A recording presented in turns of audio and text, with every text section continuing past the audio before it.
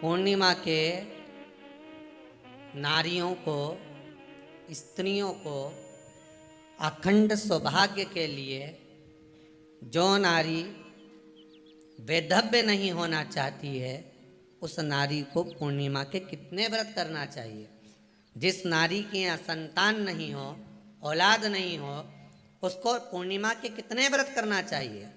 जिस नारी का पुत्र पति बहुत बीमारी से ग्रसित हो, लग रहा हो कि ये मेरा बेटा बहुत बड़ी बीमारी में घिरा हुआ है, तो नारी को कितने व्रत करना चाहिए। स्वयं भगवान कृष्ण ने माता यशोदा को द्वापर में भी बताया है कि पूर्णिमा के 32 व्रत होते हैं।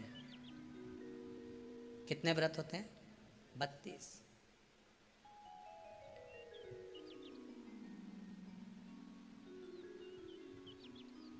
स्वयं भगवान कृष्ण यशोदा रानी को, माता यशोदा जी को भी बता रहे हैं 32 व्रत।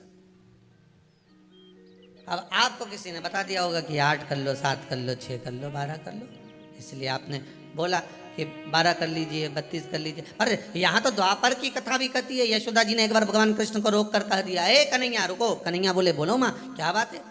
कन्हैया जरा रुकिए, इधर आओ जरा। भगवान कृष्ण आए। हाँ माँ बोलिए। किस जगह का प्रसंग है ये? जिस समय पर राधा रानी कुरुक्षेत्र में नंद बाबा और यशोदा जी को लेकर कुरुक्षेत्र के कुंड में, ब्रह्म सरोवर में स्नान कराने के लिए लेकर जाती है, ग्रहण का समय पर।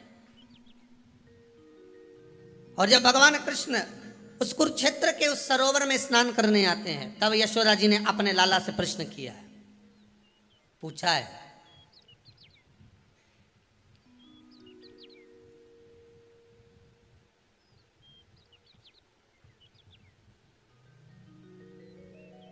कि नारी वैधव्य होकर ना मरे।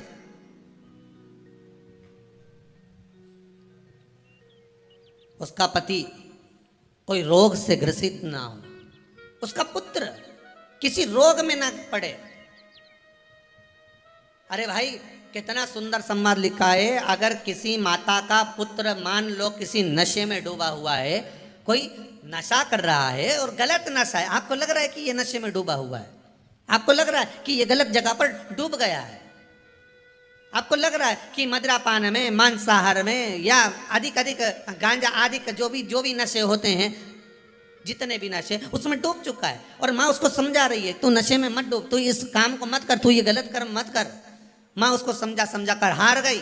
तो मेरा माताओं से निवेदन है, आप उसको समझाना बंद कर दो, एक काम करना प्रारंभ कर दीजिए। हमें जो शिव महापुराण के माध्यम से शास्त्र कह रहा है कि आप 32 पूर्णिमा के व्रत प्रारंभ कर दो। उसमें करना क्या है आपको? केवल जिस दिन व्रत रहे, रात्रि के समय पर कोई भी मीठा, कुछ भी सामग्री आप चंद्र की रोशनी में, चंद्र को अर्घ देने के बाद, पूजन करने के बाद उसको रखो, और वही सामग्री जो नशा कर रहा है उसको पूर्णिमा के दूसरे दिन उसको खिलाओ। आप धीरे धीरे खिलाना चालू करेंगे, जिस नशे में वो डूबा हुआ उस नशे से वो छूटना प्रारंभ हो जाएगा। 2 पूर्णिमा व्रत करके तो देखो, तीसरे में तुम्हें जरूरत ही नहीं पड़ेगी। धीरे धीरे आप रुक, वो छूटना प्रारंभ हो जाएगा। स्वयं भगवान कह रहे हैं, यशोदा मैया ने कन्हैया को रोक लिया कुरुक्षेत्र के उस मैदान में, और भगवान कृष्ण का दर्शन माता यशोदा जी करी। बहुत दिनों के बाद माँ को, आज माता यशोदा को लाला का दर्शन हुआ, बहुत समय के बाद, जानने के बाद, बहुत समय के बाद।